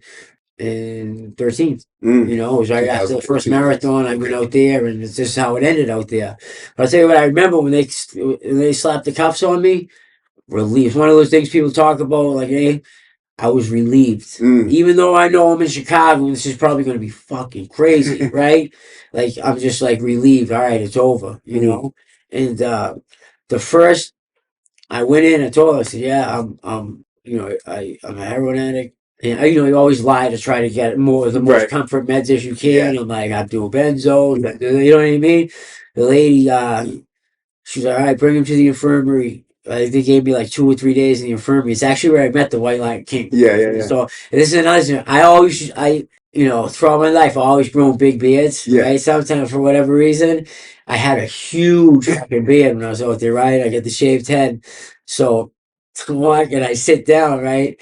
There's tons of Muslims out there too. That's the other thing. Tons of Muslims. That's where like Farrakhan and like the bow tie ones. They're all out there. He starts being nice to me. Like not being nice to me, but he was like, "How you doing, young man?" This and that, blah blah blah. I'm like, "What's up, bro? How you doing?" And she's like, "You Muslim?" I'm like, "What?" And he was like offended like that, like for he's like, "Isn't my beard? I was a Muslim." Oh That was shit, yeah. hilarious. But anyway, so white kid, I see him. He's at the table. He's like drawing. I'm still observing everything at this point. You know what I mean? Seems all right. So I ended up sitting with him, talking to him. He's actually originally from Florida. He came to Chicago. He got in all types of trouble, but like real trouble, Right. and became a Latin king. I don't know if he started in Florida's one or for whatever reason. Right. And he's going on and on about all this gang banging shit. Next thing you know, his homeboy has gotten his jaw broken. And I'm listening to him talk, and he's telling his homeboy to press charges. I'm like, what? What? I'm like, this is crazy. That's I'm great. like, it's just not, like when you hear like like people say that gangbanging and stuff like that, like or guys that talk about like how street or hood they are and this and that, and all of a sudden you hear something like that, you're like, what the fuck? Right. It's just it's just I don't know. So I was like another bad impression of white people, like you know what I mean? And I hate to say that, but I'm like, what the fuck? So then I get out of the infirmary, in a block with mostly GDs. Okay. They're all right to me, I was just like, I'm from Boston, fucking, so I think going to court's crazy, right? Yeah. Going to court there was the craziest thing I seen. Like, there's about, I don't know, 500-600 guys going to court every day. Yeah. And they got huge cells that just like shoulder to shoulder, right? And it's like any jail around here going to court takes forever to go. You know what I mean? It's such a terrible process going to court. No different there. And I'm sitting with these guys. He was like, "Oh, yeah, from Boston." I'm like, "Yeah." He's like, "Yeah. I've seen the town, right?" He starts telling these guys about the town. Yeah. He's telling them that it's a true story, Yeah. right? I didn't have the heart to break it to him. Like, no, it's not a true story with nitwit. It's based off Prince and Thieves. It's a book. He's like, "Yeah, they robbed Fenway Park." I'm like, "This dude's retarded." I think it's got like true aspects. But like being from around here, we know that like we've heard like Ben Affleck talk to certain people to try to make it more realistic. But I mean, the book was written by that guy Hogan. It wasn't a true story. Exactly. These guys are saying this guy's trying to tell his friends like this is like really happened. Just like didn't have the heart to tell them. So I just like, but it was one of the memorable moments. Like how you just catch wreck. Like when you're in this situation, you're like you definitely are at a low point in your life. So like, so how long do you spend there? And then maybe it's like 3 weeks. 3 weeks. And so then I got out, which was even worse. I almost wish I stayed because I get back, and like I said, I didn't have a lot of friends and people out there to begin with. And now I'm at this apartment with the bracelet on. I can't leave. Right. Like not to go to the store, not to go anywhere. The only time you can leave is to go to court. I'm sorry. The first Thursday you're on the bracelet, you can leave to go over to the west side to get your property. No matter where you get arrested in Chicago, it's like an annex. They send your property to this place in the west side. And if you're on the bracelet, like I said, there's thousands of people out on the bracelet at any given moment.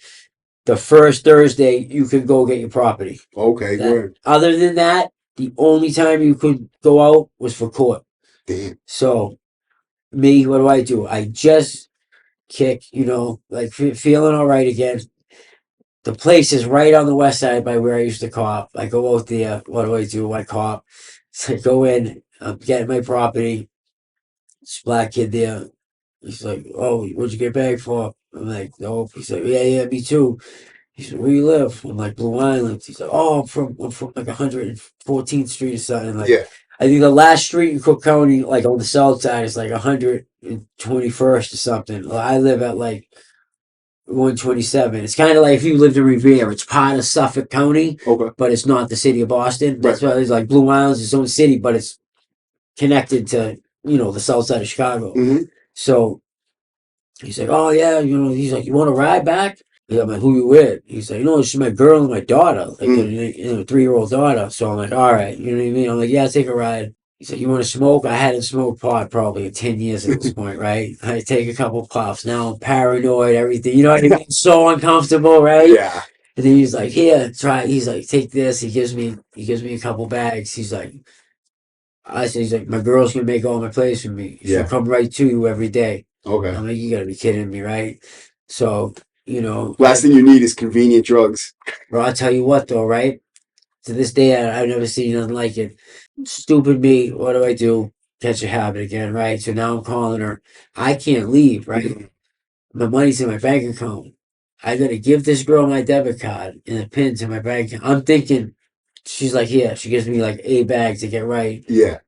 Sniff it. And I'm like, as soon as I sniff it, I'm like, why? I'm like, she's never coming back. And she just got all my money. And I'm like, why did I do this? She came back, gave me my money, gave me the stuff. She did that for me every single day and never took a dime. Really? Yeah, really. Like, around here, yeah, right. Yeah, everybody. You know what I mean? Yeah, you know what I'm saying? Like, yeah, that ain't happening around here. Yeah. But like other places do good business because like there's so much competition. Right. That like you know what I mean? Yeah. You got to do good business to keep customers. And then eventually I get peeled off the bracelet and I come back here. And then I think it's around the time I got sober. I had enough. I put some years together. And what year was that? 2014. 2014. Okay, so we still got a little ways to go. Yeah, so from 14 to 18, and throughout my life, like I had constant bouts of like sobriety, like a year, 18 months, short relapse, right back to being sober. Right. And that's kind of how it had been up to the point where I 14 when I got sober, I put some years together. The amount of time I probably actually spent getting high was probably like 5-6 months, because I would be sober for a year, relapse for 30 days. Right. Get sober, get right back on the horse again for, 14 months. Relapse for 3 weeks. You know what I mean? So it wasn't like I was spending a lot of time getting high, but I was crashing out. Right. Every so often I would just crash out. Like, did you ever have anybody on your back trying to like keep you sober or keep you from crashing? Oh yeah, and I had a lot of good people in my life. That's the other thing. And I always had people trying to steer me in the right direction and like extending a hand, but I don't really know how to describe it. It's like I would be fine and think like I didn't need any help. And then like all of a sudden it seemed to be around that year or just over a year mark that I just all of a sudden the mental obsession would come back. That phenomenon of craving would come back out of nowhere. My life would be perfect, working. It's just everything would be good. I wouldn't be able to say no. And so how long do you last on the streets down here before you end up getting arrested and go up to Sousa Baranowski? So when I get sober, then I go up to, like I said, I end up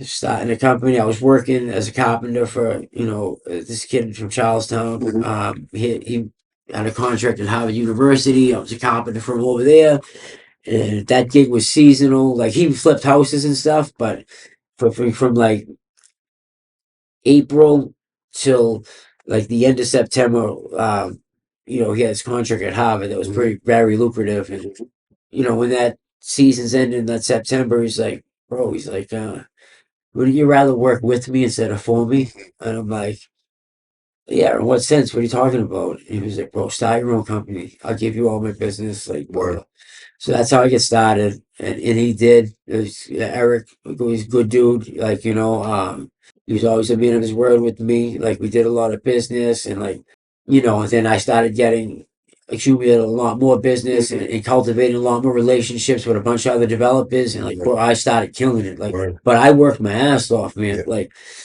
in the beginning, like I had to make a decision. Like, but at the same time, when he's asking me if I want to go into business for myself, I had like a 4-month-old son. The girl needed a new car, and I'm like, I got a little bit of money, but like, I don't have enough money. So I'm like, fuck it. So I get her a car, when I go get her a new car. Then I asked my cousin for a loan. Mm. He gives me some money. I go buy a truck. Ooh, I was off and running, and So things seem like they're going really good. yeah, that one truck turned in. Now the next one was a dump truck. Then another. That first truck was an F-150, right? And I built it because with demo you can order dumpsters right to the plate. You know what I mean? And I built the sides up on that where I could do like smaller clean outs and stuff jobs with that. And the money came in quick, and I got a dump truck real quick. And once I got that dump truck, man, I was off and running. Things started to really change then. Then I got another. Then I was like, it was time for me to get a nice vehicle to drive around. And you know what I mean. So I bought myself a F-150, another F-150, and I put a lot of aftermarket stuff, money into it, and things were going good. Then I got another brand new dump truck, and then buying her. She ended up crashing, and so I ended up getting her like an Infiniti XU60. Like things were going good, man. Things, living in Andover. How'd you end up crashing out though? What ended up happening? Vegas. So you Remember when I said I went to Vegas? Okay, that's the at story 18? you told me. Yeah, so you tell me you go to The Vegas. relationship's getting unhealthy. Now we got we had another son back to back. So, we got everything and life's good, but me and her personally weren't good, Yeah. in certain areas. You know what I mean? Like we'd be fine for months, and then we'd argue about something, and we'd be real resentful and going back and forth. It's just Typical relationship. yeah, Yeah. But I had a lot on my plate because and I get removing myself, like just taking a step back and looking at it. She had a lot on her plate too. She's taking. She said she wished all she could. She always wished she could just be a stay-at-home mom and take care of kids. And I gave her that. You know what I mean? And I did well enough that was no problem. Dealing with two little kids is a lot. Right. But I'm running a fairly successful company on my own. Like, you know what I mean? I do everything myself.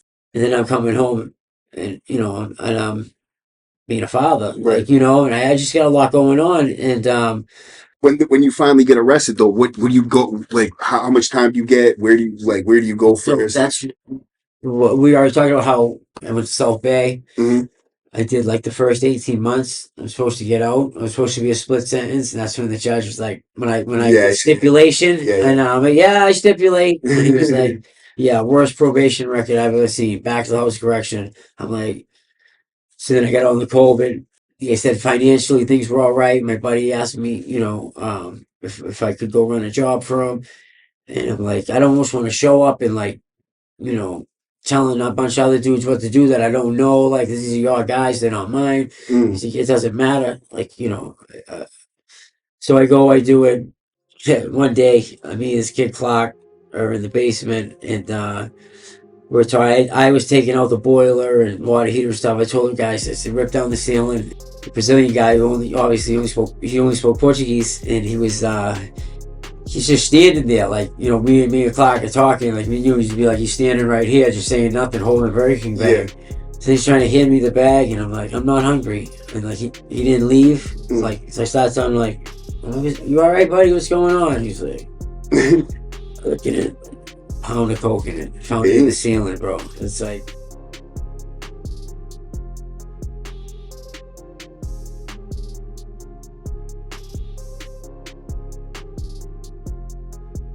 So before we go, do you have anybody that you would like to shout out? Because I know we didn't get enough time to finish, but my boy Pat's going to come back. We're going to get into a Shirley Max time, and he's got a lot to talk about with it. We've talked about it already, so he's great with the details with it, and I definitely want to do that. And then we're going to get into the rest of his life, man, and like the positive stuff he's got going on now and everything he's doing now, which is truly incredible. So we definitely got a lot to finish with Pat, but I appreciate you for coming on. Definitely, I appreciate it's been a pleasure. And is there anything that you could leave us off with on a positive note? Yeah, we didn't get to really talk about the positive stuff, but yeah, man, I believe that you can do it, man. You just gotta do it. Right. You know what I mean? You have to take a chance at some time.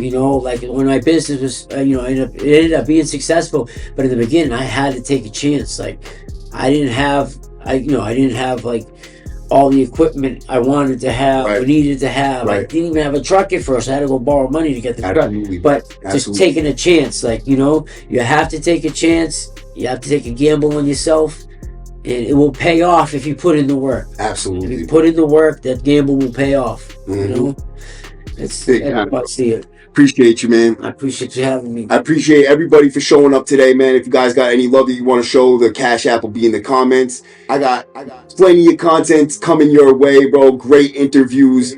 So, you know, stay tuned, dude. We got a lot of great guests on the way. Man, it's got a lot of great stories on the way. So you already know what time it is, man. W number out.